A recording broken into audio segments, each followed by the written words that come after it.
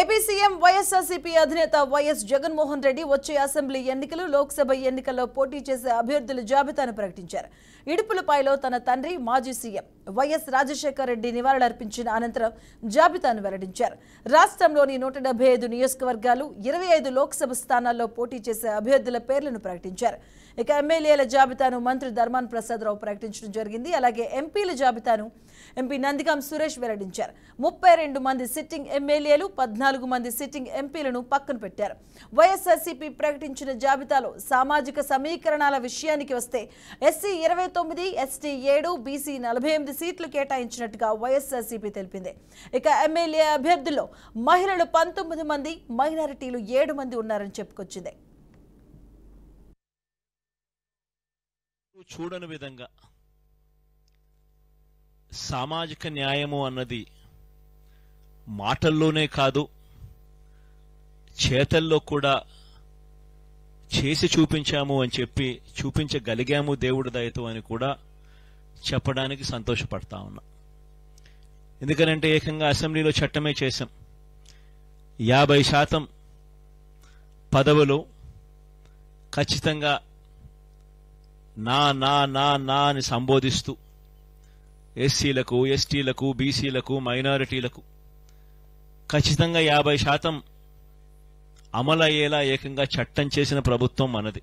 50% అంటే 175 అసెంబ్లీ స్థానాలు, 25 ఎంపీ స్థానాలు రెండు కలిపితే 200 స్థానాలైతే ఈ 200 స్థానాలకు గాను 100 స్థానాలు అంటే 50%, 50% ఎస్సీ, ఎస్టీ, బీసీ, మైనారిటీ నా నా నా అని పిలుచుకుంటూ 50% సీట్లు ఏకంగా వీరికే ఇవ్వగలగడం ఇది చరిత్రలో, ఆంధ్ర రాష్ట్ర హిస్టరీలో ఎప్పుడూ కూడా కని విని ఎరగని ఘట్టమని కూడా చెప్పడానికి చాలా సంతోషపడతా ఉన్నా. ఈ 200 మందిలో ఏకంగా 77% మంది గ్రాడ్యుయేట్స్, ఆ పై చదువులు చదివిన వాళ్ళు.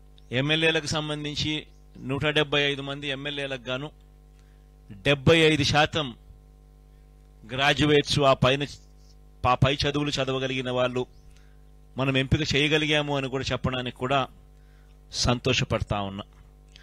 మైనారిటీస్కి కూడా ఇంతకుముందు 5 స్థానాలు ఇస్తే ఇవాళ 7 స్థానాలతో మైనారిటీ సంఖ్యను కూడా బాగా పెంచగలిగినామని చెప్పడానికి కూడా సంతోషపడతా ఉన్నా.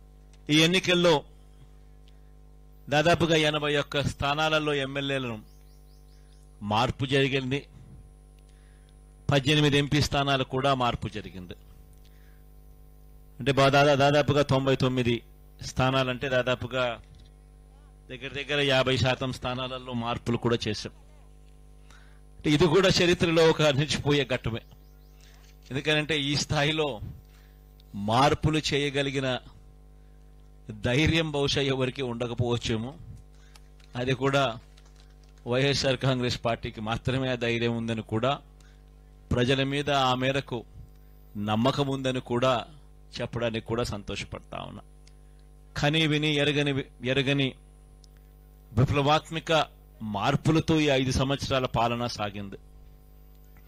ఎప్పుడూ కూడా ఎవరూ కూడా ఊహించల 2,70,000 కోట్ల రూపాయలు నేరుగా బటన్ నొక్కడం, ఎక్కడా లంచాలు లేకుండా, వివక్ష లేకుండా నేరుగా అక్కచెల్లెమ్మల కుటుంబాల ఖాతాల్లోకి డబ్బులు వెళ్లిపోవడం రాష్ట్ర చరిత్రలో ఇది ఎప్పుడూ చూడలేదు, ఎప్పుడూ జరగని ఘటం అని ఈ 5 సంవత్సరాల పరిపాలనలో ఎప్పుడూ చూడని విధంగా గ్రామ స్థాయిలోనే గ్రామ సచివాలయాలను తీసుకొని రావడం, గ్రామ స్థాయిలోనే ప్రతి 50-60 ఇళ్లకు ఒక వాలంటీర్ వ్యవస్థ తీసుకొని రావడం, వీటి అన్నిటి ద్వారా పారదర్శకంగా లంచాలు లేని వ్యవస్థ, వివక్షకు చోటు లేని వ్యవస్థ ద్వారా 2,70,000 కోట్ల రూపాయలు అక్క చెల్లెమ్మల కుటుంబాల ఖాతాల్లోకి వేయడం అన్నది దేశ చరిత్రలో సువర్ణ అక్షరాలతో ఎప్పటికీ కూడా